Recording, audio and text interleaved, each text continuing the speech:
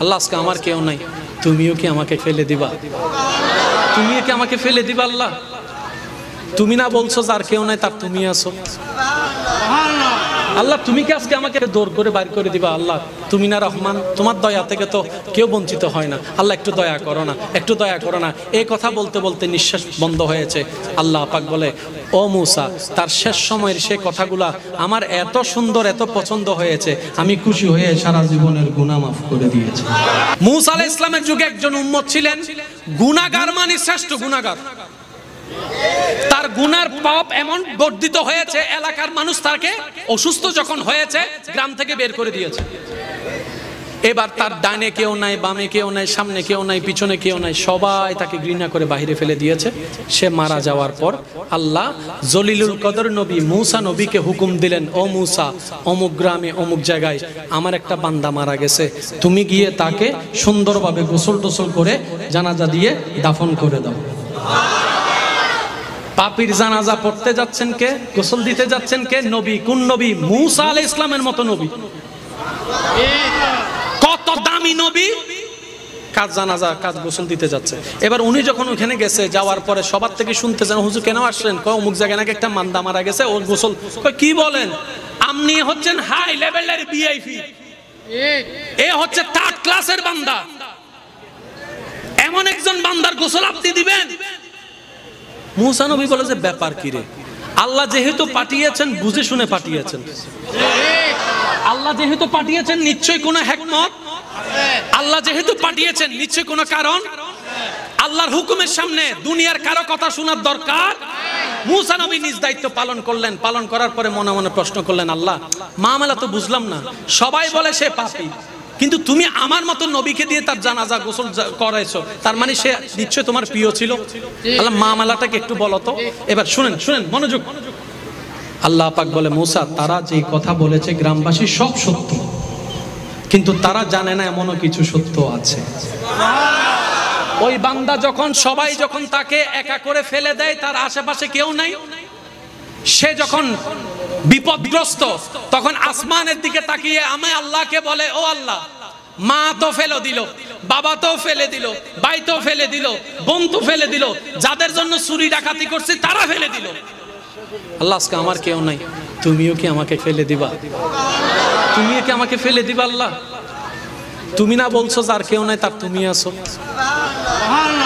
আল্লাহ তুমি কি আজকে আমাকে ফেলে দিবা? আজকে কি তুমি আমাকে দৌড় করে বাইর করে দিবা? আল্লাহ তুমি না রহমান, তোমার দয়া থেকে তো কেউ বঞ্চিত হয় না। আল্লাহ একটু দয়া করো না, একটু দয়া করো না। এই কথা বলতে বলতে নিঃশ্বাস বন্ধ হয়েছে।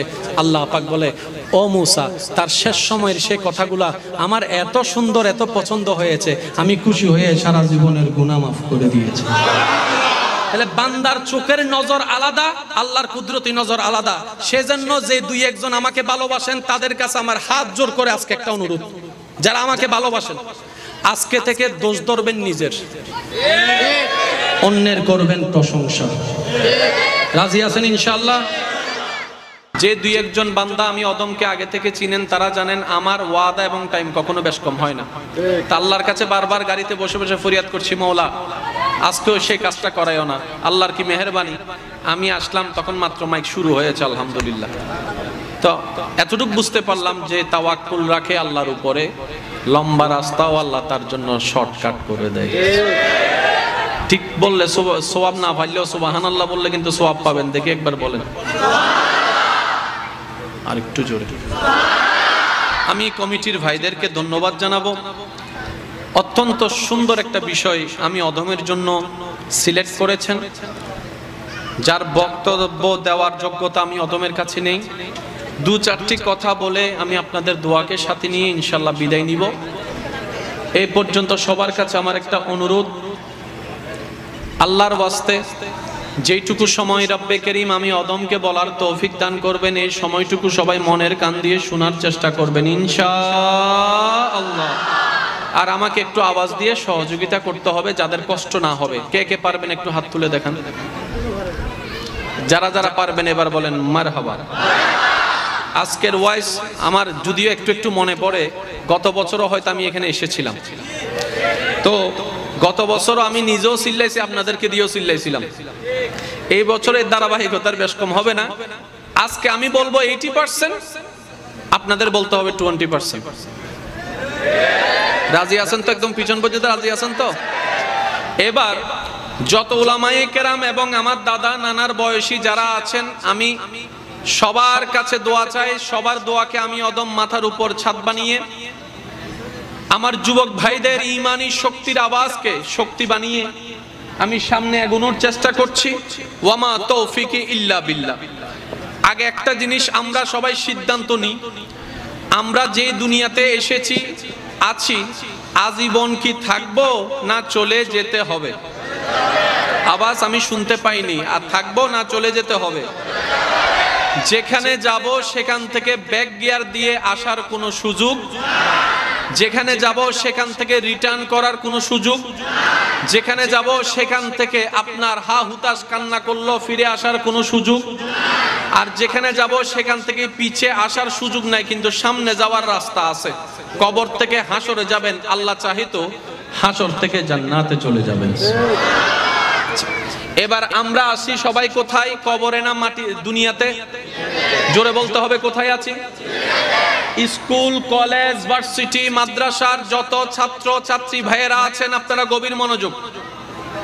কারণ ধর্মের নাম ইসলাম। আপনি বলবেন কলেজের মধ্যে তো ইসলাম নাই, আমি বলবো ইসলামের ভিতর কলেজ আছে। সুবহানাল্লাহ, সুবহানাল্লাহ। আপনি বলবেন ডাক্তারের ভিতর তো ইসলাম নাই, আমি শ্রদ্ধার সাথে বলবো ইসলামের ভিতর ডাক্তারি আছে। ইসলামের ভিতর ইঞ্জিনিয়ারিং আছে, ইসলামের ভিতর গবেষণা আছে, ইসলামের ভিতর ডক্টরেট আছে, ইসলামের মতো ওষুধ আছে, ইসলামের ভিতরে চিকিৎসা আছে, ইসলামের ভিতরে দুনিয়াও আছে, ইসলামের ভিতরে পরকালও আছে। সুবহানাল্লাহ। ইমানদার ভাই, বি কোয়াইট, একদম সাইলেন্ট, মনোযোগ দিয়ে শ্রবণ করার।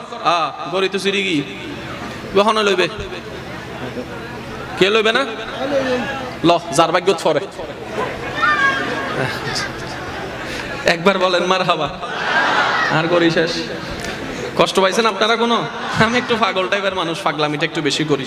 চাইও আবার মোকারাম বারে আরে গরি দিই বলে হয়ে মানচলে ফেম নগজ্জু, তারপর আয় বাজি দেই।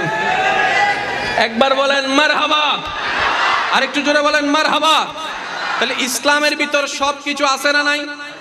এবার ইসলামটা আমাদের জন্য সিলেকশন করেছেন তো করেছেন কে? জোরে বলতে হবে, কে করেছেন?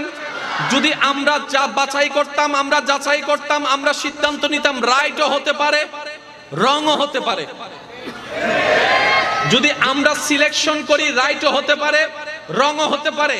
তো ধর্ম জিনিসটা কি? মনে রাখবেন শিক্ষিত সমাজের বাইরা, ধর্ম কোনো শুধু পালন করার নাম নয়, ধর্ম কোনো ট্রেডিশনের নাম নয়। ধর্ম হচ্ছে এমন একটা সাবজেক্ট যেটা মানবের ভিতরটাও পরিষ্কার করে, বাহিরটাও পরিষ্কার করে, দুনিয়াটাও সুন্দর করে, পরকালকেও সজ্জিত করে দেয়। বলেন না সুবহানাল্লাহ। তাহলে এতগুলা ধর্ম যতগুলা আছে পৃথিবীতে, সব ধর্মের প্রতি আমাদের শ্রদ্ধা এবং সম্মান। কেন? আমাদের নবী রাহমাতুল লিল আলামিন আমাদেরকে শিক্ষা দিয়েছেন, হে আমার উম্মত, নিজের ধর্ম পালন করো, অন্যের ধর্মকে সম্মান করো। এতগুলা ধর্মের ভিতরে সঠিক কোনটা যদি আমরা বাছাই করতাম, রাইটও হতে পারে, রংও হতে পারে। দিনটা যদি আমরা সাজাইতাম, রাইটও হতে পারে, রংও হতে পারে। আল্লাহ পাক বলে যে তোদেরকে আমি দায়িত্ব দিচ্ছি না, আমি নিজেই সাজাই গুছাই মেইনটেইন করে দিচ্ছি।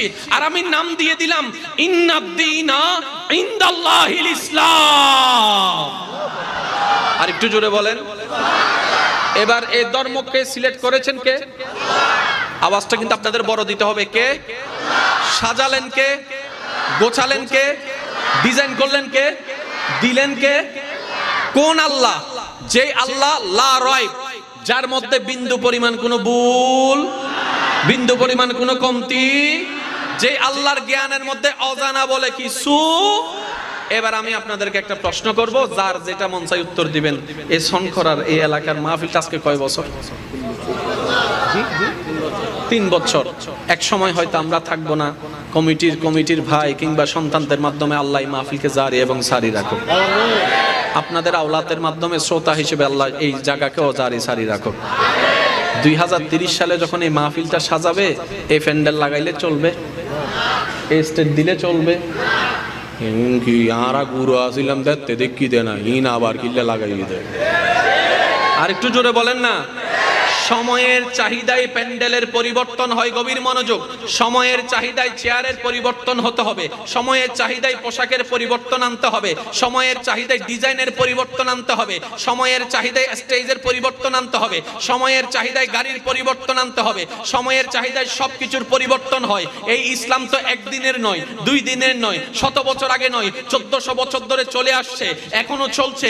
আমরা থাকবো না, ইসলাম তখনও থাকবে, আমাদের নাতিরা থাকবে, ইসলাম তখনও থাকবে, পরনাতিরা থাকবে, ইসলাম তখনও থাকবে, তখনও সেই কোরআন, তখনও সেই হাদিস। ব্যাপারটা কি? পরিবর্তনের দরকার নয় তো নয় কেন? তখন আল্লাহ পাক বলে, তোদের পরিবর্তন যা হবে তোরা জানিস না 10 বছর পরে কি হয়। আমি আল্লাহর জ্ঞানের মধ্যে সব জানা আছে। আমি ইসলামকে, কোরআনকে, নবীকে ওইভাবে সাজিয়ে দিয়েছি কিয়ামত পর্যন্ত যোগ্যতার সাথে টিকে থাকার মতো। বলেন সুবহানাল্লাহ। তাহলে সব পরিবর্তন হবে, কোরআনের পরিবর্তনের দরকার। জোরে বলতে হবে, কোরআনের পরিবর্তনের দরকার। কারণ পরিবর্তন তখন হয় যখন চাহিদা পরিপূর্ণ করতে না পারে। কোরআন সর্বাবস্থায় সর্বচাহিদা পূরণ করার ক্ষমতা আল্লাহ তাআলা কোরআনের মধ্যে দান করে দিয়েছেন। চিৎকার দিয়ে বলেন সুবহানাল্লাহ। এবার বলেন, ধর্ম বাছাই করছেন কে? জোরে বলতে হবে, কে সাজাইছেন? কে? সবকিছু করে দিয়েছেন আল্লাহ। এবার সে ধর্মটা আমাদের কেন দরকার?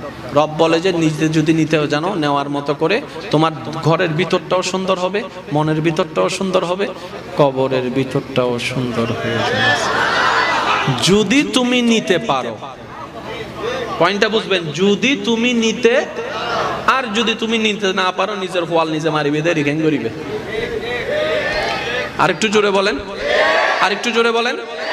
এইবার মাইকের আওয়াজ যতটুকু যাচ্ছে, যুবক ভাই প্রস্তুত? দাদা নানার বয়সী যারা আছেন সবাই চুপ থাকবেন, আর কোন আওয়াজ নাই। আপনারা আওয়াজ দিতে দিতে কালাদারি সাদা